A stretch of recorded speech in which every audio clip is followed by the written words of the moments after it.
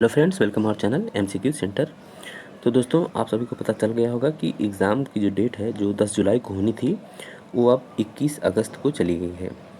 तो यानी कि एग्ज़ाम की डेट सिर्फ टली है, ऐसा नहीं है कि उसमें सीटें बढ़ने वाली हैं। तो आप ऐसा कर सकते हैं कि अपनी तैयारी को कंटिन्यू रख सकते हैं। तो तैयारी को कंटिन्यू रखने के लिए दोस्तों आप थ्योरी तो पढ़ते रहिए, साथ में आपके जितने भी प्रीवियस ईयर के क्वेश्चन पेपर हैं उसको भी सॉल्व करते रहिए।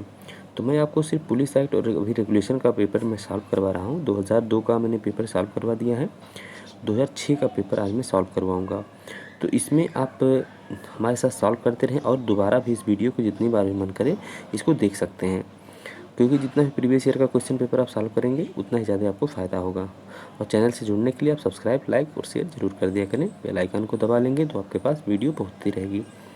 तो आइए देखते हैं दोस्तों, आखिर इसमें 2006 में कौन कौन से प्रश्न पूछे गए थे। तो सबसे पहले हम देखते हैं कि पुलिस एक्ट का एक क्वेश्चन है। तो पुलिस अधिनियम 1861 की किस धारा के अंतर्गत पुलिस अधिकारी को जिले के किसी भी भाग में नियोजन किया जा सकता है? यानी कि पुलिस अधिकारी को जिले के किसी भी भाग में नियोजित किया जा सकता है। इससे संबंधित उपबंध किस धारा के अंतर्गत दिया गया है, यह पूछा गया प्रश्न में। आपका विकल्प है 20, 21, 22 और 23। तो इसमें जो है आपका सही जो विकल्प है वो है आपका विकल्प सी, यह सही है आपका। तो विकल्प आपका जो 22 है वो कहता है कि पुलिस अधिकारी सदैव कर्तव्यारूढ़ होंगे। और साथ में फिर आगे अगला जो उसका है पैरा, वो कहता है अगला क्लास जो है उसी में साथ में ही जुड़ा हुआ है, और जिले के किसी भी भाग में नियोजित किए जा सकेंगे। तो आप जान लीजिए कि फिर इसमें जो है आपका धारा जो 20 है उसमें क्या दिया हुआ है।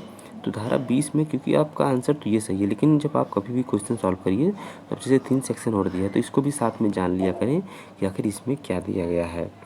तो इसमें जान लीजिए कि 20 में जो दिया है उसमें दिया है कि पुलिस अधिकारियों द्वारा प्रयोग किए जाने वाला प्राधिकार। तो पुलिस अधिकारी किस प्राधिकार का प्रयोग करेंगे उसके बारे में इसमें दिया गया है, यानी किस अथॉरिटी का इस्तेमाल करेंगे। अगला है आपका 21, तो इसमें दिया ग्राम पुलिस अधिकारी के बारे में इसमें प्रावधान किया गया है। और अगला है आपका 23, तो इसमें जो दिया है इसमें दिया है पुलिस अधिकारियों के कर्तव्य। इसमें जो है पुलिस अधिकारियों के कर्तव्य के बारे में बात की गई। क्वेश्चन के हिसाब से आपका विकल्प जो है आपका सी सही है। अगला प्रश्न है उत्तर प्रदेश पुलिस रेगुलेशन के पैरा 169 के अंतर्गत लोक अभियोजक का यह कर्तव्य है कि वह ऐसे सभी मामले संबंधित मजिस्ट्रेट के संज्ञान में लाए जिनमें अदावाकृत संपत्ति माल खाने में रखी है। तो ये कितने दिन के अंतर्गत संबंधित मजिस्ट्रेट के संज्ञान में लाए? 6 माह से अधिक से, 1 वर्ष से अधिक से, 3 माह से अधिक से, 2 वर्ष से अधिक से। तो मान लीजिए कि 169 जो पैरा है के अंदर लोक अभियोजक का कर्तव्य को ऐसे सभी मामले संबंधित मजिस्ट्रेट के संज्ञान में लाए जिनमें अदावाकृत संपत्ति मालखाने में रखी हुई है। तो मालखाने में कब से रखी हुई? 6 माह से अधिक हो गया हो, 1 वर्ष से अधिक हो गया हो, 3 माह से अधिक हो, या 2 वर्ष से अधिक। तो इसमें जो आपका सही विकल्प है वो है आपका विकल्प ए सही है, यानी कि 6 माह से अधिक जब हो गया हो तो उसको संज्ञान में लाना जरूरी होता है मजिस्ट्रेट के। अगला है उत्तर प्रदेश रेगुलेशन के पैरा 140 द्वारा वांछित है कि जब कोई पुलिस अधिकारी किसी व्यक्ति का चिकित्सा अधिकारी द्वारा परीक्षण कराने के लिए भेजे तो क्या होगा? उसे ऐसे परीक्षण के उद्देश्य की स्पष्ट रूप से व्याख्या करनी चाहिए। उसे वह समय निर्धारित करना चाहिए जिसके भीतर चिकित्सीय परीक्षण पूर्ण किया जाए। तीसरा है जिस व्यक्ति का चिकित्सीय परीक्षण होता है उसके साथ उसे एक अनुरक्षक को भेजना चाहिए, यानी कि एक एस्कॉर्ट को भेजना चाहिए। चौथा है उसे वह समस्त सावधानी बरतनी चाहिए ताकि व्यक्ति फरार न हो सके। तो इसमें जो आपका सही विकल्प है वो है आपका विकल्प ए सही है, यानी कि उसे क्या करना चाहिए? उसे ऐसे परीक्षण के उद्देश्य की स्पष्ट रूप से व्याख्या करनी चाहिए। कहाँ दिया गया है? पैरा 140 में। ठीक। अगला है आपका उत्तर प्रदेश पुलिस रेगुलेशन के अनुसार एक आरक्षित निरीक्षक रिजर्व लाइन का कैसा अधिकारी होता है? पहला विकल्प है सामान्य अधिकारी, दूसरा प्रभारी अधिकारी, तीसरा उप मुख्य अधिकारी, चौथा उपरोक्त में से कोई नहीं। तो इसमें जो आपका सही विकल्प है वो है आपका प्रभारी अधिकारी। ठीक। इसमें जो है एक आरक्षी निरीक्षक जो है रिजर्व लाइन का एक प्रभारी अधिकारी होता है। ठीक है। पुलिस अधिनियम 1861 की धारा 7 निम्नलिखित से संबंधित है। तो किससे संबंधित है? विभागीय कार्यवाही से, न्यायिक कार्यवाही से, ए और बी दोनों से उपरोक्त में से किसी से भी नहीं। ठीक, तो इसमें जो आपका सही विकल्प है वह है आपका जो धारा 7 जो दिया गया है वह आपका, इसमें जो करेक्ट आंसर है आपका 5वें का वो है आपका ए, यानी विभागीय कार्यवाही से संबंधित है। ठीक, तो इसमें जो है आपका विभागीय कार्यवाही से, इसमें आपकी जो हेडिंग है वह अवर अधिकारियों की नियुक्ति और पदच्युति, यानी कि उनका जो अपॉइंटमेंट है और उनका जो, यानी कि जो उनको डिसमिस कर दिया जाएगा उसके बारे में प्रावधान किया गया है। ठीक, अगला जो क्वेश्चन है आपका, इतिवृत्तों यानी हिस्ट्री सीट के विषय में निम्नलिखित कथनों में से कौन सा गलत है। वर्ग खा की हिस्ट्री सीट 3 वर्ष की अवधि के लिए होती है और उसे तारांकित किया जाना आवश्यक नहीं है। डकैतों के गिरोह के सक्रिय सदस्य के लिए खोली गई वर्ग का की हिस्ट्री सीट अवश्य तारांकित की जाए। जिन व्यक्तियों का कोई स्थायी निवास स्थान ना हो उनकी हिस्ट्री सीट नहीं खोली जानी चाहिए। दंड प्रक्रिया संहिता की धारा 109 के अंतर्गत निरुद्ध व्यक्ति के लिए हिस्ट्री सीट खोलना अपेक्षित नहीं है। तो इसमें जो आपका सही विकल्प है वो है आपका विकल्प ए, यानी कि वर्ग खा की हिस्ट्री सीट 3 वर्ष से अधिक के लिए होती है और उसे तारांकित किया जाना आवश्यक नहीं है। अगला प्रश्न आपका है, जब यह प्रतीत हो कि कोई विधि विरुद्ध जमाव या बलवा या शांति भंग हुई है तथा पुलिस बल शांति के परिरक्षण के लिए पर्याप्त नहीं है तो विशेष पुलिस अधिकारी नियुक्त किए जा सकते हैं। पहला विकल्प, निरीक्षक की पंक्ति से अनिम्न पंक्ति के किसी पुलिस अधिकारी के आवेदन पर मजिस्ट्रेट के द्वारा, संबंधित जिले के पुलिस अधीक्षक के द्वारा, रेंज के पुलिस महानिरीक्षक के द्वारा, परिक्षेत्र के पुलिस महानिरीक्षक के द्वारा। तो इसमें जो आपका सही विकल्प है वो है आपका ए, निरीक्षक की पंक्ति से अनिम्न पंक्ति के किसी पुलिस अधिकारी के आवेदन पर मजिस्ट्रेट के द्वारा। उत्तर प्रदेश पुलिस विनियम का कौन सा अध्याय सवार पुलिस से संबंधित है।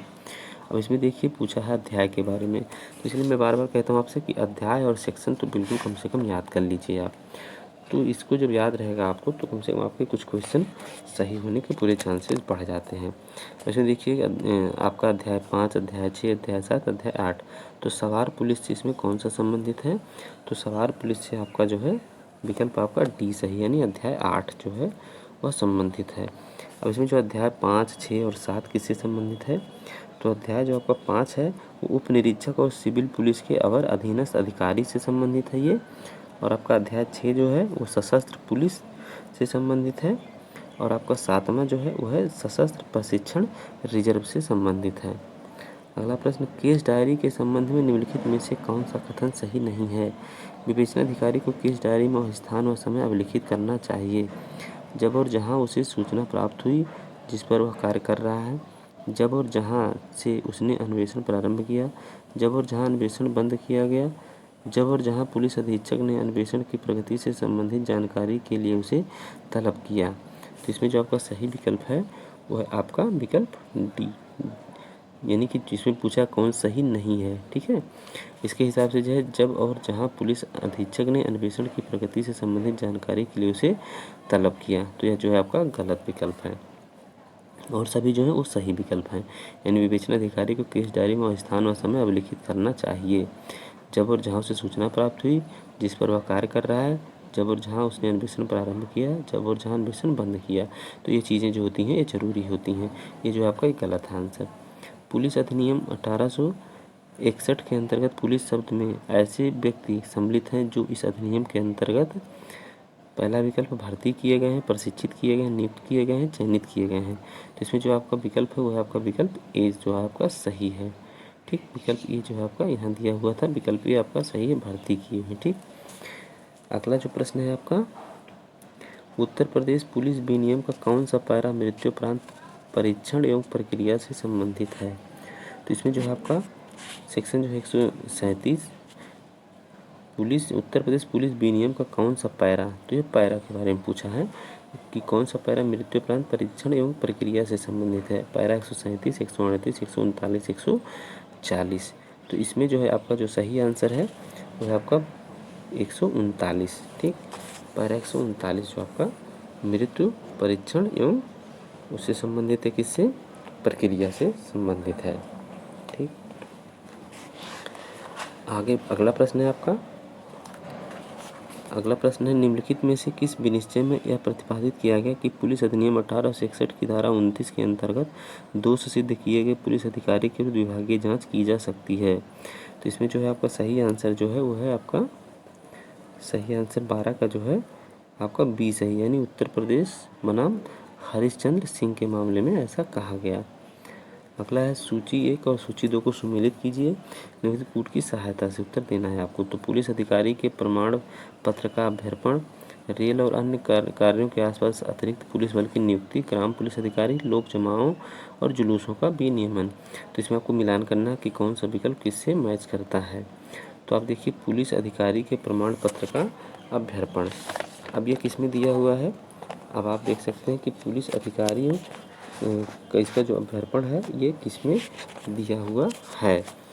तो अगला प्रश्न इसका देखते हैं, चारों विकल्प से ग्राम पुलिस अधिकारी हो गया। पहले सबसे पहले देख लीजिए, तो ग्राम पुलिस अधिकारी जो है आपका सेक्शन जो है 21 में दिया हुआ है। ठीक, इसमें दिया हुआ सेक्शन 21, एक एक आप मिलान करिए, सेक्शन 21 में दिया हुआ है।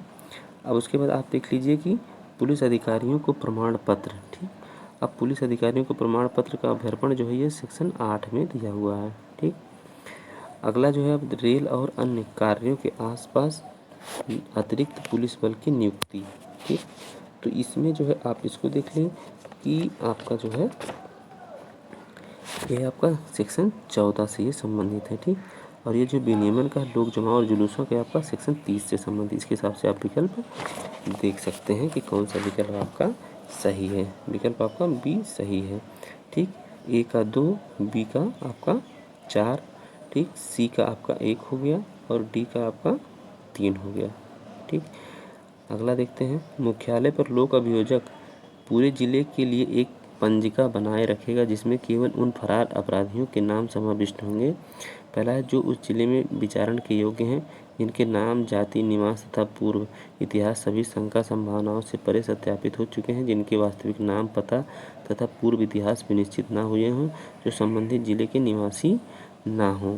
इसमें जो आपका सही विकल्प है वो है आपका विकल्प ए जो है सही है, जो उस जिले में विचारण के योग्य हैं। अगला प्रश्न है आपका और अंतिम प्रश्न, निम्नलिखित में से किस विनिश्चय में प्रतिपादित किया गया कि केस डायरी का उपयोग अभियुक्त नहीं कर सकता। अभियुक्त अथवा उसका अधिवक्ता ना तो केस डायरी मंगवा सकता है, ना ही उसके अवलोकन का दावा कर सकता है। तो किस बात में कहा गया था ये, तो ये कहा गया आपका मुकुंद लाल बनाम भारत संघ के बाद में ऐसा निर्णय आया था। ठीक, तो दोस्तों 15 क्वेश्चन हो गए। उम्मीद है कि आपको वीडियो ठीक लग रहा होगा। अगर अच्छा लगे तो वीडियो को सब्सक्राइब जरूर करें चैनल को, और शेयर भी ज़रूर कर दिया करें। तो दोस्तों अपनी तैयारी कंटिन्यू रखें। एग्ज़ाम की डेट भले ही स्थगित हुई है, लेकिन ऐसा नहीं है कि सीटें बहुत ज़्यादा बढ़ गई, सीटें 44 ही हैं, इसलिए आप अपनी तैयारी में लगे रहिए। इस वीडियो में इतना ही, फिर अगले वीडियो मिलते हैं। नमस्कार, धन्यवाद।